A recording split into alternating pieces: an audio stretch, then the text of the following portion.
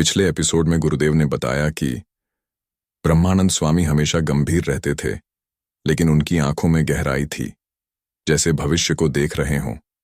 एक दिन उन्होंने कहा, तुम्हारा हृदय विशाल है, तुम मां बन सकते हो। मैं चौंका। मैं पुरुष हूं, मां कैसे बन सकता हूं? पर वो मां बनने की जैविक बात नहीं कर रहे थे। वो कह रहे थे, तुम्हारे भीतर देने की शक्ति है, जीवन देने की, प्रेम बांटने की, यही मातृत्व है। धीरे धीरे समझ आया, गुरुदेव मुझे बाहर नहीं, मेरे भीतर भेज रहे थे। जो ज्ञान मुझे मिला है वह बांटना है, यही सच्चा समर्पण है। और जब कुछ समझ ना आए तो गुरु को मां मानकर समर्पण कर दो, क्योंकि वहीं से यात्रा शुरू होती है, अहंकार से शून्यता की ओर। अब आगे। ऐसा समर्पण करने के बाद मैं उन्हें धीरे धीरे समझने लग गया। वे मुझे भीतर जाने के लिए प्रेरित कर रहे थे और उनका उद्देश्य मुझे भीतर ले जाना और जो भीतर शिव बाबा की शक्तियों का खजाना रखा है उसका एहसास भर दिलाना था। शिव बाबा ने 40 साल ध्यान साधना करके अपने गुरुदेव से जो शक्तियों का खजाना लेकर संभाल कर रखा था, वही खजाना गुरुदेव मुझे याद दिला रहे थे। वह शक्ति संग्रह है और शक्तियां संग्रहित केवल बांटने के लिए की जाती हैं। गुरुतत्व सदैव प्रकृति में जाकर प्रकृति से समरसता स्थापित करता है और प्रकृति से ग्रहित अनुभूति का सुप्त भीतरी ज्ञान, सजीव ज्ञान ग्रहण करता है और इस प्रकृति के बहुमूल्य खजाने को अपने बांटने के स्वभाव के कारण जनसामान्य तक बांटता है। इस बांटने के स्वभाव के कारण ही प्रकृति की शक्तियां इनके पास खींची चली आती हैं। अचानक मुझे गुरुदेव के शब्द याद आए, तुम्हारे देने की क्षमता पर ही तुम्हें परमात्मा से प्राप्त होता है। सचमुच, प्रकृति में देखो तो प्रकृति सबको देते ही नदी बड़ी नदी को, बड़ी नदी समुद्र को पानी देती है। कहीं बादल पृथ्वी को पानी देते हैं, पृथ्वी वृक्ष को, वृक्ष पक्षियों को फल देते हैं। प्रकृति का गुणधर्म है देना। इसीलिए जो प्रकृतिमय हो गया वह देना स्वयं ही सीख जाएगा। प्रकृति सबको समान रूप से देती है, किसी से भी भेदभाव नहीं करती है। उसके लिए सब समान है। नदी पर जाओ, नदी सब जातियों के, सब रंगों के, सब धर्मों के, सब भाषाओं के लोगों को समान पानी देती है। वह धर्मात्मा व दुरात्मा दोनों को समान पानी देती है। शायद ये सब भेद मनुष्य के द्वारा बनाए गए हैं। ये अलग अलग भेंट बनाकर मनुष्य प्रकृति से दूर होता जा रहा है। प्रकृति के सान्निध्य में व्यक्ति प्रकृतिमय हो जाता है और वह प्रकृतिमय व्यक्ति कोई भेदभाव नहीं कर सकता है। ध्यान करने वाले भी प्रकृति के साथ रहते रहते प्रकृति के समान हो जाते हैं और वे भी सभी असमानताओं के ऊपर की सोच रखते हैं, या स्वयं ही यह प्रक्रिया घटित हो जाती है। काफी दिनों से मैं समाज से दूर था, इसलिए एक अलगाव अपने आप में महसूस होने लग गया था और प्रकृति का सान्निध्य ही अच्छा लग रहा था। ऐसा लग रहा था मानो जीवन यहां पर थम जाए और जीवन भर में इस सृष्टि सौंदर्य का आनंद लेता रहूं। वहां पर कोई मनुष्य नहीं था, तो स्वाभाविक हो गया कि वहां के वृक्षों से, वहां की लताओं से, वहां के पत्थरों से, वहां की माटी से लगाव हो गया था। मैं वृक्षों से बातें करता था। कई पक्षी व पशु मेरे मित्र हो गए थे। उनसे आत्मीय संबंध बन जाने के बाद उनकी आवश्यकता बिना बताए भी पता चल जाती थी।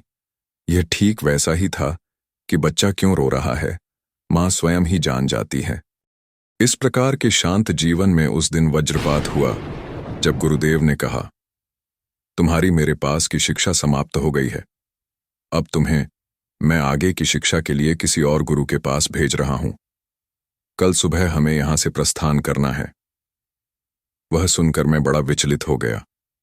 मैं तो समझ रहा था कि मुझे इन्हीं गुरुदेव के चरणों में ही जीवन व्यतीत करना है। उस रात जब मैं गुरुदेव के चरण दबा रहा था तो सोच रहा था, यह अवसर अब मुझे कभी भी नहीं मिलेगा। इन्होंने ऐसा क्यों किया? क्या मेरे से ही कोई गलती हुई थी? क्या मालूम। गुरुदेव ने मेरे भाव को समझ लिया और उन्होंने ही समझाना शुरू किया। गुरु एक माली के समान होता है। एक छोटी सी नर्सरी में वह एक छोटे से बीज को लगाता है। बीज से पौधा बनने तक वह राह देखता है। बीज को खाद देता है, पानी देता है। जब बीज से पौधा बन जाता है तब वह उस पौधे को किसी नए, अच्छे वह ऐसे स्थान पर स्थानांतरित करता है जहां पर पौधा वृक्ष बनकर विकसित हो सके। वह सदैव अपने पौधे की प्रगति चाहता है। कभी माली अपने पौधों की कटाई भी करता है तो भी इसी उद्देश्य से कि पौधा अच्छे तरीके से विकसित हो सके। यानी माली की क्रियाएं कुछ भी हों, माली का उद्देश्य सदैव पौधे को विकसित करना है। कई बार कई माली ऐसे पौधे को जीवन भर विकसित करते हैं, पर आवश्यक नहीं कि उस विकसित किए गए पौधे के फल उनके जीवन में ही मिले। फल आने वाली पीढ़ियों में कोई खाता है। माली कभी भी अपने पौधे का अहित कर ही नहीं सकता है। ठीक इसी प्रकार से गुरु का होता है। गुरु अपनी शक्तियों का बीज अपने शिष्यों में डालता है और शक्तियों का वह बीज विकसित हो, यह चाहता है।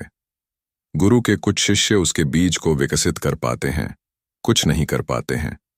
लेकिन गुरु के सारे प्रयत्न शिष्य के रूप में बीज विकसित हो ऐसे होते हैं। गुरु के तो अनेक शिष्य होते हैं, मेरा तो तू केवल एक ही शिष्य है, तो मेरी सारी भविष्य की संभावनाएं तेरे पर ही आकर समाप्त होती हैं। मैंने मेरे जीवन में मेरे गुरु से जो कुछ प्राप्त किया वह सब संभाल कर रखा था। अब सब मैंने तेरे हंडे में डाल दिया, क्योंकि तेरे हंडे से अच्छा मार्ग और कुछ हो ही नहीं सकता था। मुझे तेरा आगे का भविष्य मालूम है।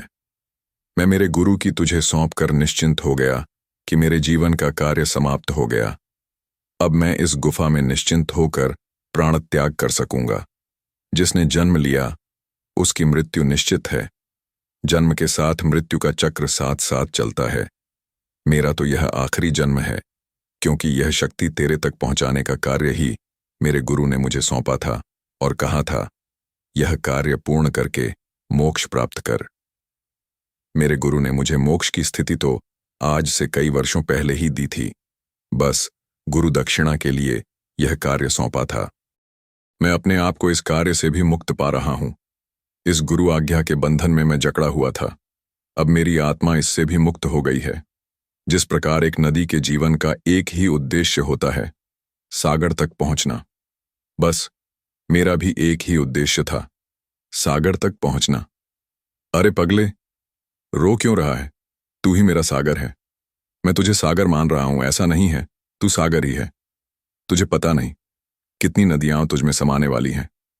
बस मुझे आगे का दिख रहा है, तुझे नहीं। बस हम दोनों में यही एक अंतर है। गुरुदेव क्या बोल रहे थे वह तो मुझे समझ में नहीं आ रहा था। मैं उनके चरण बड़े जोर से पकड़ रहा था। ऐसा लग रहा था कि मेरी पकड़ से कहीं गुरु चरण छूट न जाए। और वे लगातार समझा रहे थे और मैं लगातार रो रहा था।